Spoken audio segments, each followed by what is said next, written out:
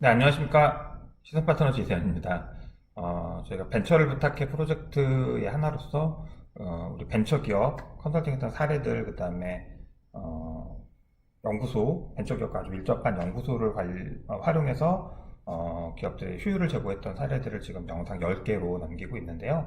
오늘이 마지막 시간일 것 같습니다. 그래서 저희가 7번에 걸쳐서 벤처기업 확인제도에서 지원해주는 내용들을 활용해서 기업들이 자금 조달이라든가 고용지원금이라든가 법인세, 소득세, 지방세, 그다음 각종 개발에 따른 분담금들, 그다음에 그것들을 활용해서 성과를 도출했던 방법들, 그리고 투자자들을 유치해서 투자자들은 소득공제를 받고 우리 기업들은 좋은 재원으로 사세를 키워 나갔던 사례들을 7번에 걸쳐서 보여드렸고요. 그다음에 지난 시간에 우리 연구소라는 지원 제도가 투입하는 비용 거의 없이 기업이 가지고 있는 인적 요건과 물적 요건으로 일정 조건에 맞춰서 신고를 하고 연구소라는 스펙을 취득함으로써 기업은 세금이나 자금 쪽에서 유리한 포지션을 좀 취할 수 있다라는 내용들, 그리고 벤처가 굉장히 이제 올해 2월 달에 민간 주도로 제도가 바뀌면서 벤처 확인을 받는 데는 유형에 따라 다르지만 통상 30일에서 60일, 제일 많이 우리가 신청하게 되는 혁신성장 유형 같은 경우는 45일에서 60일 이렇게 걸리는 경우가 많은데, 연구소 같은 경우에는 음, 기업들이 크게 너무 어설프게 준비만 안 한다라고 하면 통상 저는 하루 만에 나온 적도 있고요. 통상은 2, 3일, 길어도 5일에서 일주일 사이에는 연구소를 가지고 있다라는 스펙을 가질 수 있기 때문에 우리 중소기업들이 아주 유용하고 현실적으로 가장 가성비 효율이 좋은 지원 정책 제도로서 연구소를 좀 많이 활용했으면 좋겠습니다.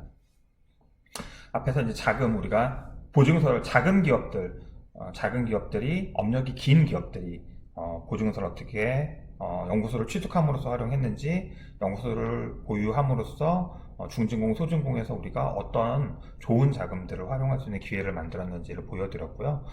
이번 세 번째 시간에서는 이제 아마 연구소를 활용하려는 모든 기업들이 가장 많은 수요가 여기 세금에 관련된 내용이 아닐까라는 생각이 들고요.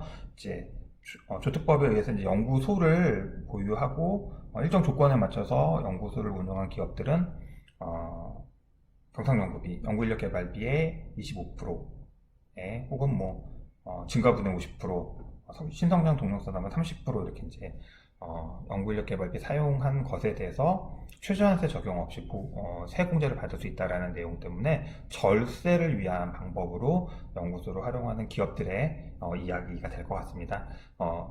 절세 목적으로 연구소를 설립하고 싶거나 연구소를 설립해서 지금 운영 중인 기업들은 좀 관심 있게 보시면 좋을 것 같습니다. 사례는요, 이제 정말 세금을 좀 줄여보고자 하는 기업들이 연구소를 어떻게 활용하는지에 대한 이야기를 풀어가 보려고 합니다. 기업부설 연구소 혹은 연구개발 전담부서, 창작연구소나 창작연구전담부서, 이렇게 이제 크게 유형은 네 가지라고 볼 수가 있고요. 이렇게 공인된 연구소를 신고하고 인정받아서 운영 중인 기업들이 연구인력개발비, 연구에 쓴 인건비나 재료비나 외주비나 등등을 입증한다라고 하면 이제 그 기업들이 사용한 경비의 25%에서 30%를 공제감면 받을 수 있다라고 이제 안내를 보통 받습니다. 그래서 중소기업들한테 정말로 그러니까 최저한세 적용이 없다라는 게 굉장히 크죠. 보통 이제 우리 법인들 같은 경우 그러니까 10% 1억, 2억 미만 순이익에 대해서 10%의 소득세율이 적용되고요. 우리 중소기업들 같은 경우 개인 사업자들은 통상 1200만 원 미만 6%, 그 이상은 15%의 소득세율이 적용이 되는데요. 최저한테 7%룰 때문에 상업 감면을 받아도 실은 그러니까 영세한 기업들은 크게 혜택을 못 느낄 수도 있는데, 고용을 늘리거나 연구인력개발비 연구소를 통해서 비용을 연구에 썼습니다라고 입증함으로써 연구인력개발비 세액공제를 받게 되면 최저한테 적용 없이, 예를 들면 내가 법인이고 1000만 원, 그러니까 순이익 1억, 법인세 1000만 원이 나왔는데 내가 연구비를 5천 썼다 그러면 1250만 원이 공제되기 때문에 나온 세금은 1,000만 원이니까요. 세금을 이번에는 한 푼도 안 낼 수도 있는 게 이제 연구인력 개발비 최저한세 적용이 안 된다라는 내용일 것 같습니다. 그리고 공제감면 못 받은 250만 원에 대해서는 신성장 동력이냐 아니냐에 따라 다르지만 통상 5년에서 10년 동안 2월 해서 공제감면에 적용되기 때문에 중소기업들 입장에서 정말로 절세에 가장 유용한 투기 연구소였던 건 사실입니다. 이제 다만 그렇게 세금 혜택을 막강하게 주다 보니까 실제 연구 개발이나 기술 개발하지 않고 세액 공제만 활용하려고 하는 기업들이 좀 많아져서 이 제도의 취지랑 좀 어긋나는 기업들이 많아져서 2020년 1월 1일부터 이제 국세청이 연구소 운영은 지금처럼 코이타 한국산업기술진흥협회에서 하되 연구력 개발비 세액공제에 관련해서는 국세청이 좀 명확한 법을 만들어서 저희가 직접 관리 감독하겠습니다 라고 제도가 좀 개편이 됐습니다. 그래서 국세청에서 작년 2020년 1월 1일부터 아주 적극적으로 연구력 개발비 세액공제 사전심사를 좀 받아보십시오 라고 해서 기업들한테 또 세무법인이나 세무사들한테 굉장히 적극적으로 좀 제도를 안내하고요. 국세청이 연구소를 보유하고 있는 기업들을 대상으로 해서 우리 기업이 내가 지금 세액공제 신청한 게 아니라 신청하려고 하는 비용 항목들이 세액공제에 적합한지 아닌지를 국세청이 먼저 좀 따져주겠습니다. 이렇게 운영되는 제도가 연구인력 개발비 세액공제 사전심사 제도였습니다. 이 내용들을 좀 보면요, 어떻게 되냐면 기술 검토를 합니다. 먼저 니네 기업이 연구 개발하려는 기술이 적합한지 아닌지 검토를 하고 그 기술 개발에 쓴 비용이 적합한지 아닌지 검토하는 이렇게 두 개로 나뉠 수가 있는데요. 실제로 지금 제일 저희가 연구인력 개발비를 1년 반 정도 사전심사 받은 기업들의 데이터를 보면 실제로 제일 문제가 되는 건 뭐냐면 비용 검토 부분은 실은 아니세요. 왜냐면 이 연구인력 개발비 세액공제 사전심사 제도가 비대면 온라인으로 이루어지다 보니까 비용은 겸용 겸직 국가에서 받은 보조금으로 쓰지 않았다라는 제한 하에 이 가정 하에 심사를 합니다. 그럼 결국은 기술 검토를 한다라는 거죠. 니네 기업이 연구하는 기술이 조특법에서 정한 연구개발의 정의에 부합하는지 아니는지를 따지는 게 연구인력 개발비 세액공제 사전심사 제도다라고 보시면 될 것 같고요. 정말로 많은 기업들이 이전까지는 이런 내용이 없었기 때문에 그냥 손쉽게 연구소 설립하고 뭐 예를 들면 이런 거죠. 전자제품 제조업체는 전자제품 개발한다고 연구소 주제 정하고, 인쇄업체는 인쇄기술 개발한다고 정하고, 치과기공소는 치과기공물 혹은 술에 관련된 것들을 연구 개발하겠다고 정해서 그냥 좀 노멀하게 했었는데요. 조특법에 명시된 내용을 원칙적으로 적용하다 보니까 이제는 문제들이 좀 생기기 시작했습니다. 그 내용이 뭐냐면 조세특례제한법에서는 연구인력 개발비 대상 연구를 뭐라고 정했냐면 연구인력 개발비 세액공제 사전심사 연구인력 개발비 세액공제 대상 연구라고 하는 것들은 우리가 일반적으로 생각하는 연구의 개념을 넘어서야 됩니다. 그 연구가 새로운 과학적, 기술적 진보를 가져오거나 새로운 서비스를 제공할 수 있는 경우에 대해서만 한정한다 이겁니다. 그래서 이미 실용화되어 있는 기술을 자사가 활용하기 위해서 연구하거나 기존에 있는 기술을 우리가 더 편하게 사용하기 위해서 변경하는 것들은 연구활동이 아니다가 아니라 연구활동은 맞는데 그런 내용의 연구는 세액공제 대상은 안 된다라는 게 조특법에서 정한 연구의 개념입니다. 그러다 보니까 앞서 말씀드렸던 것처럼 연구소 설립하면서 전자제품 제조업체들은 전자제품 연구한다, 인쇄업체는 인쇄기술 연구한다라는 내용의 그런 식의 통용화되어 있는 주제 선정을 가지고 연구소를 운영했던 기업들은 사전심사 들어가면 거의 99%가 다 적합하지 않습니다, 연구인력 개발비 정의에 맞지 않습니다 라고 이렇게 부인당하는 사례들이 많았습니다. 그래서 이 내용들을 저희가 충분히 기업들한테 설파해서 동일 우리 기업이 연구소라는 제도의 취지를 한번 이해하신다라고 하면 연구소가 제조업체들은 과학기술로 개발하는 걸 주제로 연구소가 설립될 수밖에 없고, 비제조 기업들은 이제 지식기반 산업 쪽으로 연구소 설립이 될 수밖에 없기 때문에, 우리 기업이 사업 내용에 맞춰서 연구소 주제를 선정할 때, 최대한 기존에 상용화되어 있지 않고 우리 기업만의 독특한 새로운 제품 개발이나 과학적인 기술적인 개발이나 진전 진보를 위한 연구 개발이다라는 내용으로 연구 주제를 선정하고 거기에 맞는 저희가 특허 신청들을 안내해 드려서 증빙 자료로서 특허 신청 기록을 남기고 주제 선정을 그렇게 해서 행정적인 자료들을 쭉 구축해 나감으로써 지금 보여드리는 것처럼 신청 R&D 연구인력 개발비 세액공제 사전 심사를 받았는데 신청 내용은 공제 가능합니다 라고 나왔다라는 거죠. 심사 결과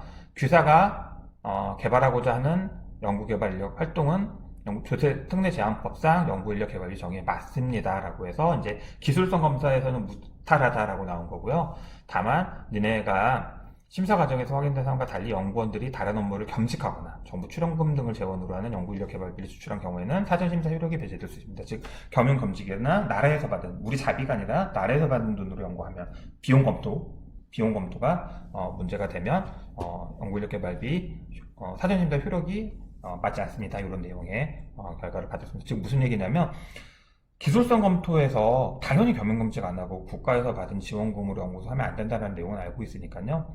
처음에 얘기 드렸던 것처럼 연구소를 운영하는 기업들은 무턱대고 연구소 빨리 설립하는 게 문제가 아니라 이렇게 주제 선정이 조특법에서 정한 범주 안에 있을 때만 세액공제상 문제가 되지 않기 때문에 그런 내용들을 조금 꼼꼼히 따져서 주제 선정을 하고 거기에 부합하는 증빙 자료들을 남기는 게 굉장히 중요하다라는 말씀을 드립니다.